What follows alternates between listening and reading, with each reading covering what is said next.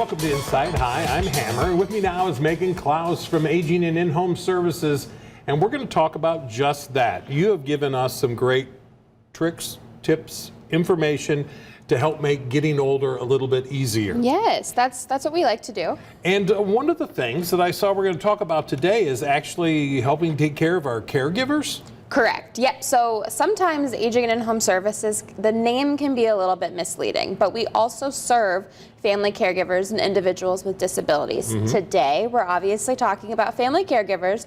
So we really, looking at aging and the aging process, typically the lucky ones have family caregivers, and we have those individuals who are able to kind of walk us through, maybe to keep us at home a little bit longer, not have to be institutionalized in a nursing home, not have to go to hospitals for things that might be able to be managed at homes. And so we have this family caregiver center, and we have different services in it that we help individuals with education and really relieving some of that stress. Because I can imagine that, you know, when for that caregiver, that person comes back into the home, that caregiver has an important job, but they're not trained as a caregiver. They're trained as whatever their job was.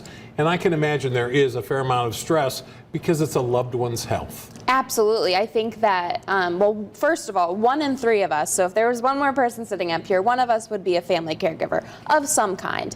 And that's just what statistics show. And so I think that a lot of people don't realize that they're in the same boat as someone else. So we offer programs like support groups that Todd will talk about a little bit later, so that you can kind of talk to someone that might be in your shoes and walking through this path of life.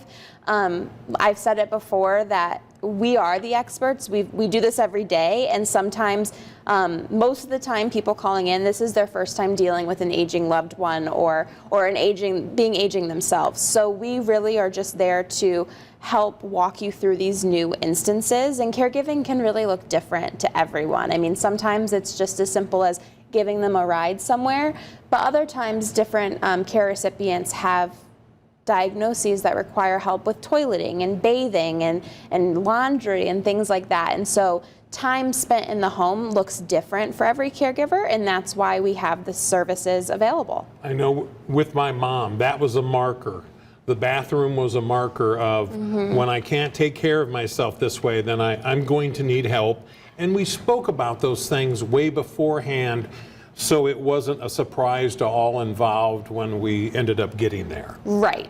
And that's something that's huge, because a lot of people don't have those conversations, and they don't think that will become an issue. And losing independence is hard enough, but relying on children or siblings or friends to help you in situations that you might not feel yourself in is hard enough for the care recipient, let alone the caregiver who's stressed out too, and there's barriers that can be confusing and maybe frustrating to them. And that's why our caregiver center, we really focus on providing education, support, and just really focus on, you can't care for someone if you're not caring for yourself. Part of my takeaway from that is you want my kids to have you want me to have grandchildren to keep my kids company if they should ever get sick. Hey, thanks there's for that. You know what? We have got so much great information from you folks, and we're going to get a lot more great information today.